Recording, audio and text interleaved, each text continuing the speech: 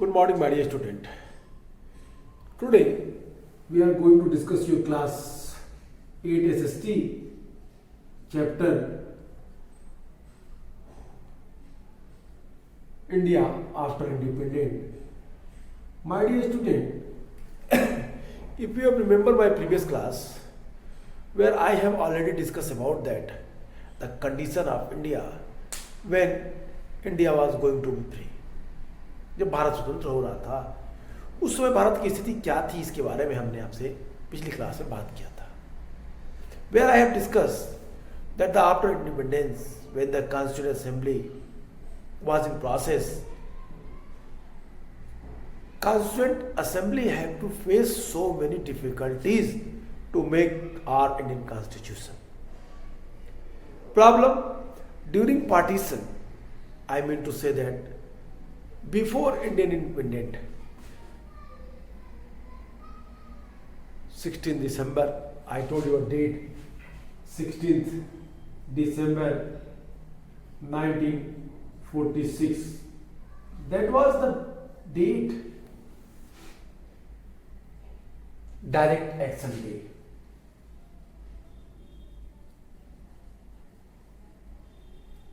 direct action day Muslim League uses that date to show their power. The huge amount of riots happened in United India. And that's result. It was clear that India would be divided into two parts, two nations, India and Pakistan. Without any hesitation, without any what कि बिना किसी लाग लपेट के अब ये तय हो गया था कि भारत बटेगा एक प्रॉब्लम तो ये थी जब भारत का संविधान बन रहा था इंडिया स्वतंत्र हो चुका था उसके बाद की क्या राइट्स फर्स्ट पॉइंट राइट्स दंगे जो हुए second points partition due to partition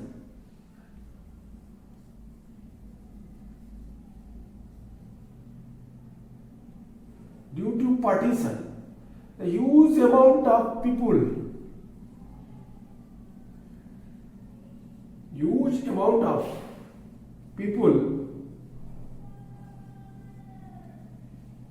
who migrated from India I mean to say that, sorry, Western Front to India. I am telling about refugees. How many? The amount was not little bit. It was 8 million. करीब करीब 80 लाख थी जनसंख्या ये और दूसरी बड़ी जो तीसरी बड़ी समस्या थी वो था इंडिया में उस समय लगभग मोर देन 500 प्रिंसली स्टेट्स थे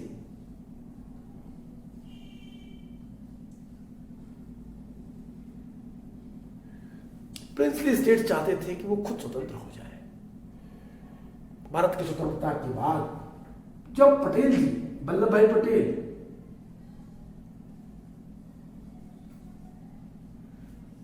who tried to merge them in India. They argued with the various points.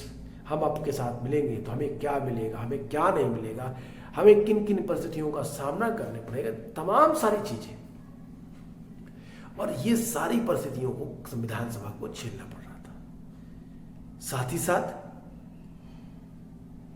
जो भारत की जनसंख्या थी वो उस समय 245 मिलियन के आसपास थी 34 से 35 करोड़ के बीच की जनसंख्या थी it was also divided there were division between high caste and low caste between majority and minority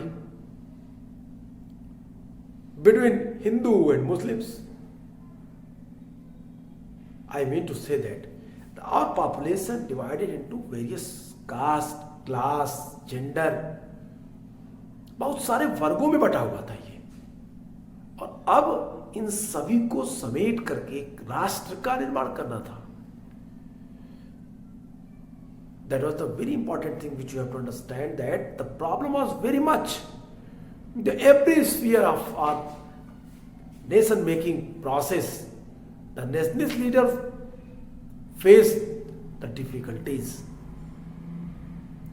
These difficulties have different features, different forms. I hope you are understanding what I am telling you. The rights, partitions, due to partitions, refugees problem, how can they settle them in the proper manner? They have no fooding facility, they have no lodging facility, they have no housing, they have no nothing else. They migrated from the western front and eastern Bengal.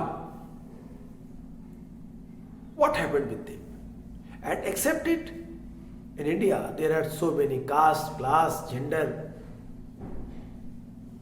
religion, culture, race, everything is different. And the Constituent Assembly member, they were aware of that. They felt that कि अब समय आ गया है कि हमें इस तरह की चीज़ों को क्या करना पड़ेगा, हमें अब इन चीज़ों को महसूस करना पड़ेगा.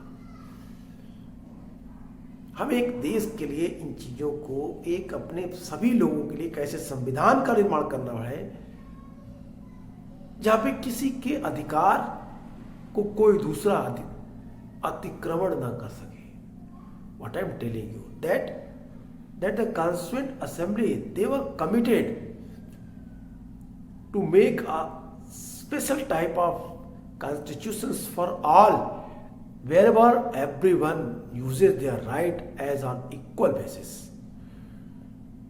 Everyone have right to equality, everyone have right to liberty, everyone have right to fraternity. And the rights which was given by the Constituent Assembly during that time, it was one of the best medium to settle as equality without any discrimination, without any, I mean to say that the partiality. संविधान सभा के सदस्यों के द्वारा जो व्यवस्था बनाई गई वो एक पूरी व्यवस्था सिस्टमेटिक थी. अब इनके आधार पे हम एक चीज को पढ़ेंगे, अ कॉन्स्टिट्यूशन इज रिटेन. अब जिस चीज को हम देखने जा रहे हैं उसमें हम देखेंगे किस तरीके से संविधान बना. आइए देखते हैं. अब जो नेक्स्ट पॉइंट हमारा है वो हम देखेंगे कि संविधान कैसे बना, संविधान के बनने के जो प्रोसेस है उसके बारे में बात करेंगे. संविधान के निर्माण की जो प्रक्रिया है उसके बारे में हम देखेंगे. That was not very easy process. That was very difficult process. Why? Because the Constituent Assembly member, they were aware of that problem कि हमारे देश में तमाम तरह के लोग हैं, तमाम तरह के कल्चर हैं, तमाम तरह की भाषाएं हैं.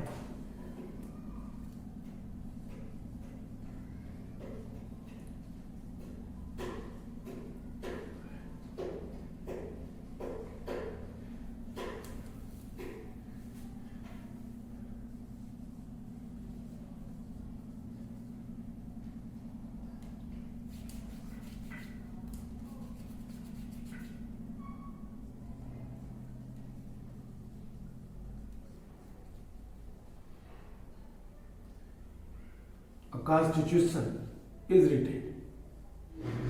What I am telling कि अब भारत के लोग, अब हमारे देश की जनता ये सोच रही थी, इंडियन पीपुल्स, कि now the time has changed. The imperial rulers, they returned back their own country. Our representative going to set a rule for all. That is called constitution. And that was the pressure on the mind of the Constituent Assembly member that how can they do it? कैसे ये काम करेंगे? How can they will do it? कैसे ये बातें होगी? Even in India, बहुत सारे लोग थे, कास्ट क्लास, हमने बात की आपसे कि 345 millions people lived in India during independence. They were not equal. There were so many discriminations, economic discrimination, social discrimination, political discrimination, religious discriminations, majority, minorities, language discriminations, तमाम तरह की बातें थी. और अब आ गया दिसंबर 1946 से नवंबर 1949. दिसंबर 1946 to November 1949. It means 2 years, 11 months, 18 days. इतना टाइम लगा भारतीय संविधान को बनने में. 2 वर्ष 11 माह 18 दिन में हमारा संविधान बना, जो कि दिसंबर 1946 से नवंबर 1949 के बीच तकरीबन 300 भारतीयों ने देश के राजनीतिक भविष्य के बारे में लंबा विचार विमर्श किया. एक लंबी चर्चा चली. How many years? Not 1 year, 3 years, a long discussion and debate that was running on in the process of making our constitution. हमारे संविधान को बनने में एक लंबी प्रोसेस. यद्यपि संविधान सभा की बैठक नई दिल्ली में आयोजित की गई थी, परंतु इसके सदस्य पूरे देश से आए थे, पूरे देश के विभिन्न वर्गों से आए थे. बहुत सारी राजनीतिक पार्टियों के प्रतिनिधि भी थे. I mean to say that कि they were the representative of the different parties. But without any hesitation we have to accept that the 80% representative of the constituent assembly member they belongs to the Congress party. और इन लोगों ने भारतीय संविधान के निर्माण की प्रोसेस की प्रक्रिया शुरू की, जिसे 26 जनवरी 1950 को जो संविधान इन लोगों ने बनाया, लिखा, वो 26 जनवरी 1950 को लागू कर दिया. ये कब संविधान लागू हुआ? 26 जनवरी 1950. 26 जनवरी 1950 we accepted our Indian constitutions and India called Republic. Bharat अब गणराज्य कहा जाए लगा. एक लंबी चर्चाओं के बाद, एक लंबी बहस के बाद भारत ने अपना संविधान बना लिया था. एक संविधान का निर्माण हो चुका था. What I am telling, between December 1946 and November 1949, some 300 Indians had a series of meetings on the country's political future. The meeting of this Constituent Assembly were held in New Delhi, but the participants came from all over India and from different political parties. These discussions resulted in the framing of the Indian constitutions, which came into effect on 26 January 1950. One feature of the constitutions was the adoption of the universal adult franchises. All Indians above the age of 21 would be allowed to vote in the state and the national election. This was a revolutionary step, for never before had Indians been allowed to choose their own leaders in other countries such as the United Kingdom and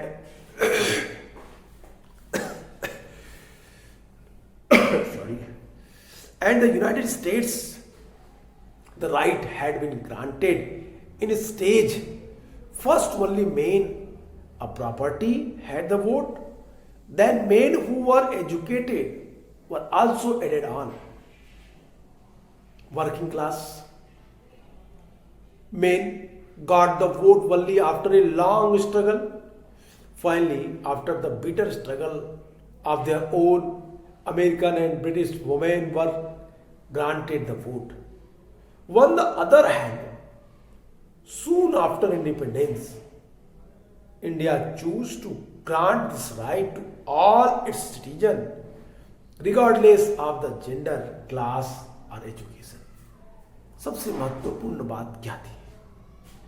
हमारा भारत जब स्वतंत्र हो रहा था तो उसमें voting rights की बात आई. संविधान सभा के लोगों ने, संविधान कॉन्स्टिट्यूएंट असेंबली के मेंबर्स ने ये डिसाइड किया कि हमारे पास क्या होगा. हमारे संविधान की महत्वपूर्ण विशेषता के रूप में जो होगी वो क्या होगी? वो होगी एडल्ट वोटिंग राइट्स. किस चीज की बात हम कर रहे थे? हम उस वोटिंग राइट्स की बात कर रहे थे जो एक जो अपने रिप्रेजेंटेटिव को सेंटर में भेजेगा, पार्लियामेंट भेजेगा. One feature of the constituent was the adoption of the universal adult franchises. All Indians above the age of 21, they can give the votes. They all enjoyed the voting rights. 21 साल से ऊपर के सभी लोग कहाँ vote डालेंगे? कहता state legislature and the national legislature. आज जिसे सांसद और एमपी कहते हैं, उन दोनों लोग को वोट देने का अधिकार इनके पास होगा. अब प्रांतीय और राष्ट्रीय जगहों पे वोट देने का अधिकार जब इन नागरिकों को मिल गया तो इसके पहले भी भारतीयों ने खुद को अपने नेता चुनने का अधिकार नहीं मिला था. इसके पहले अगर बात करें ब्रिटेन की और अमेरिका जैसे देशों की, तो जनता को यह अधिकार टुकड़ों टुकड़ों में मिला, खंड खंड में मिला. यूनाइटेड स्टेट्स में पहले वोटिंग राइट्स किसे मिला? यूनाइटेड स्टेट्स में वोटिंग राइट्स सबसे पहले उन लोगों को मिला जो कौन सा काम करते थे? जो लोग धनी थे, जो लोग संपन्न थे, उन्हें सिर्फ वोटिंग राइट्स थे. इसके बाद एजुकेट जो मेल थे उन्हें वोटिंग राइट्स दिया गया. वर्कर्स जो थे उन्हें एक लंबे संघर्ष के बाद वोटिंग राइट्स मिला. मजदूर जो वर्कर्स जो लंबे संघर्ष के बाद पाए, उनसे भी खराब स्थिति थी विमेंस की. विमेंस को सबसे लास्ट में वोटिंग राइट्स अमेरिका जैसे देश में मिला. But in India every citizens their age has been what? Their age had been 21 year. They can have enjoy their voting rights. वो अपने वोटिंग राइट्स को एंजॉय कर सकता है. ये राइट्स दिए गए. महिलाओं को जो अमेरिका में मताधिकार दिया गया था, एक लंबा संघर्ष चला. वो भी लंबे जुझारू संघर्ष के बाद. उसके विपरीत भारत में आज़ादी के कुछ ही समय बाद ये फैसला ले लिया गया था कि देश के सभी मेल फीमेल को यह अधिकार दिया जाएगा, भले वे अमीर हो या गरीब हो, पढ़े लिखे हो या अनपढ़ हो. तो इस तरीके से भारतीय संविधान की अपनी एक स्पेसिफिक क्वालिटी थी. The men who are educated, I mean to say that if you will see the American conditions, I mean to say that कि अमेरिका में किस तरह लोगों को अधिकार मिला, कैसे कैसे लोगों को चीजें बदली. तो कहता है कि working class man got the vote only after long struggle and finally bitter struggle of their own. Americans and British women were granted the vote. On the other hand, soon after the independence, India chose to grant this right to all its citizens, regardless of gender, regardless of caste, class and education. A second feature of the Constitution was that it granted the equality before the law to all citizens, regardless of their caste or religion affiliation. There were some Indians who wished that the political system of the new nation be based on Hindu ideals and that India itself be run as a Hindu state. They pointed to the example of Pakistan, a country created exemplicity to the protect and further the interest of the particular religious community. The Muslims, however, the Indian Prime Minister Jawaharlal Nehru was of the opinion that the Indian must not become as a Hindu Pakistan. अब संविधान की हमारी दूसरी जो विशेषता थी वो ये कि जो तमाम जातियां थी, I mean to say that India, the whole population is 345 million. They categorizing the various religion, various caste, various class. तो कहते हैं कि इन तमाम जातियों की वो चाहे किसी भी पृष्ठभूमि से हो, वो किसी से भी संबंध रखने वाले हो, यदि वो भारत के नागरिक हैं तो सभी नागरिकों को कानून की नजर में राइट टू इक्वलिटी मिलेगी according to our constitution. Bharat के कुछ लोग ये चाहते थे कि भारत की राजनीतिक व्यवस्था हिंदू आदर्शों पर आधारित हो और भारत एक हिंदू देश घोषित किया जाए. और अपनी बात के समर्थन में उन्होंने पाकिस्तान के उदाहरण को रखा. उन्होंने कहा पाकिस्तान ने धर्म के आधार पर एक देश बनाया तो हमें भी भारत को हिंदू धर्म के आधार पर देश घोषित कर दिया जाना चाहिए.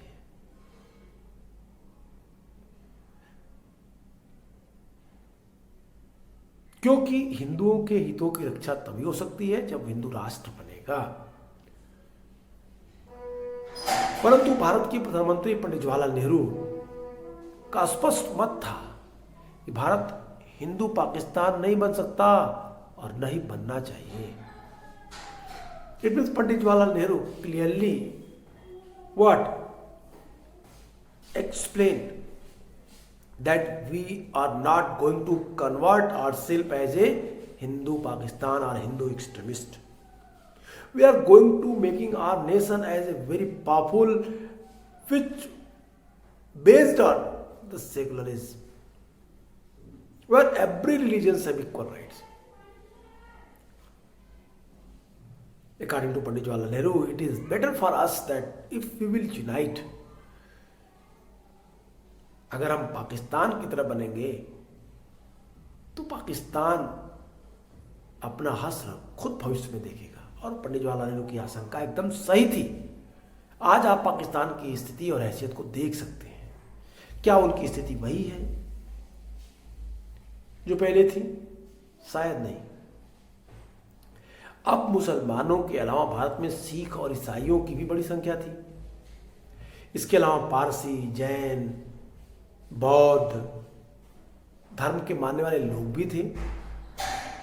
नए संविधान में इन सभी समुदाय के लोगों को भी वही अधिकार दिए गए थे जो अधिकतर हिंदुओं को दिए गए थे, चाहे सरकारी या निजी क्षेत्र की नौकरी का सवाल हो या कानून से संबंधित मामला हो.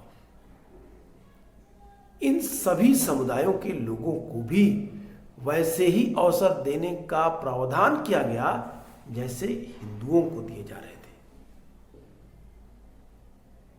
तो यहां पे एक बात क्लियर थी. It means it was minutely observe about the constituent assembly member that in India they are what the various religion. In India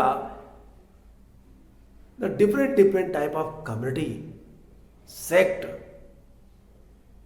if they have no equal rights, how can it possible that they can survive in a healthy environment? So, according to Constitution, according to Article 14, right to equality, 14 to 80, that everyone have equal rights in the every sphere of their life. और ये किस हर जगह कह रहा है, every sphere of the life, job में, जीने के में, घर जमीन खरीदने में, प्रॉपर्टी को एंजॉय करने में, हर जगह उनको समान अवसर देने की बात की गई थी। अगर इनको पॉइंट्स में देखें तो कहता है beside Muslims India also had a large population of Sikh and Christians as well as many Parsi and Jain under the new constitutions. They would have the same right as Hindus, the same opportunities when it came to seeking jobs in government or the private sector, the same right before the law. The third feature of constitution was that it offered the special privileges for the special privileges for the poorest and most disadvantaged Indians. The practice of untouchability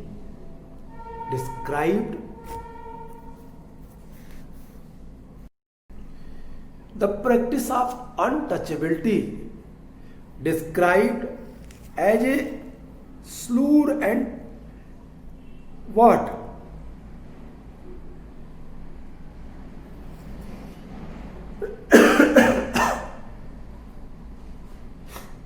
And blot.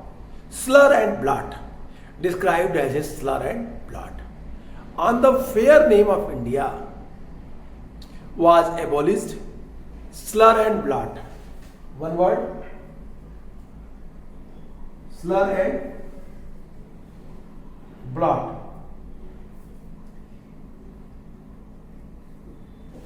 कहता है slur and blot.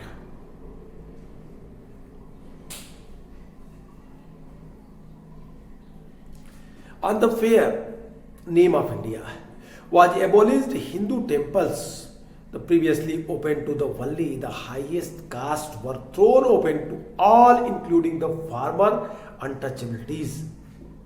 After a long debate, the Constituent Assembly also recommended that the certain percentage of the seats in the legislature as well as job in government be reserved for the member of the lowest caste. It had been argued by some that untouchables, or as they were now known, Harijan candidate, did not have good enough grade to eat into the prestigious Indian administrative service. But as one member of the Constituent Assembly, H.J. Khandekar, argued it was the upper caste who were responsible for the Harijans being unfit today.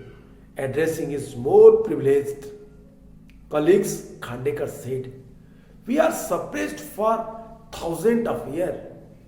You engaged us in your service to serve your own end and suppressed us to such an extent that neither our mind nor our bodies and not even our hearts work, nor are we able to march forward." That's the very important things which I want to explain to you. क्या कि संविधान की जो तीसरी विशेषता थी उसमें समाज के निर्धन और जो डिप्रेस्ड क्लास के लोग थे उनको विशेष सुविधा देने की बात की गई थी। भारत के सम्मान को कलंकित करने वाले छुआछूत के चलन को खत्म कर दिया गया। अब अभी तक में स्वतंत्रता की प्राप्ति तक हिंदू मंदिरों में केवल ऊंची जातियों के लोग ही जाते थे, लेकिन अब उन्हें सभी लोगों के लिए खोल दिया गया जिन्हें अब तक अछूत माना जाता था और वे मंदिरों में नहीं जा सकते थे। एक लंबी बहस के बाद संविधान सभा ने यह भी तय किया कि विधायिका में कुछ सीटें, सरकारी नौकरियों में कुछ हिस्सा जो डिप्रेस्ड क्लास के लोग हैं, जो नीची जाति के लोग हैं, उनको उनके लिए रिजर्व की जाए। कुछ लोगों की दलील थी, कुछ लोगों ने आर्ग्यू किया था कि अछूत जिन्हें उस समय हरिजन कहा जाता था, उम्मीदवार के पास इतने अंक या शैक्षिक योग्यता नहीं होती थी कि वो भारतीय प्रशासनिक सेवा जैसी प्रतिष्ठित नौकरियों में जा सके, आईएएस और आईपीएस बन सके। परंतु जैसा कि संविधान सभा के सदस्य एच.जे. खांडेकर ने कहा था कि हरिजन या जो डिप्रेस्ड क्लास के लोग हैं उनकी अक्षमता के लिए ऊंची जातियां ही जिम्मेदार हैं। अपने सुविधा संपन्न सहकर्मियों को संबोधित करते हुए खांडेकर ने कहा था कि हमें हजारों सालों तक दबा कर रखा गया, आप लोगों ने हमें अपनी सेवा में लगाए रखा, हमें इस कदर दबाया कि हम न केवल हमारे मस्तिष्क और शरीर बल्कि हमारे हृदय भी काम नहीं करते और न ही हम आगे बढ़ पाने में सक्षम हैं। तो हम कैसे अपनी उस स्थिति को प्राप्त कर पाएंगे? भूतपूर्व अछूतों के साथ आदिवासियों और अनुसूचित जातियों को विधायिका में नौकरी आरक्षण दिया। अब ये जो बात कह रहे थे वो सही थी। तो इस तरीके से जो बात रखा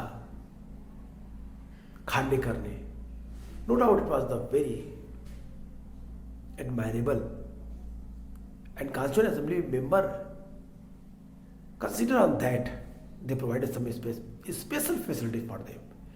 Reservations should be accepted by the constituent assembly for them. इसके बाद क्या हुआ, कौन सी कंडीशन बनी, एसटी के लिए क्या हुआ? We will continue this topic in next video. Goodbye and take care.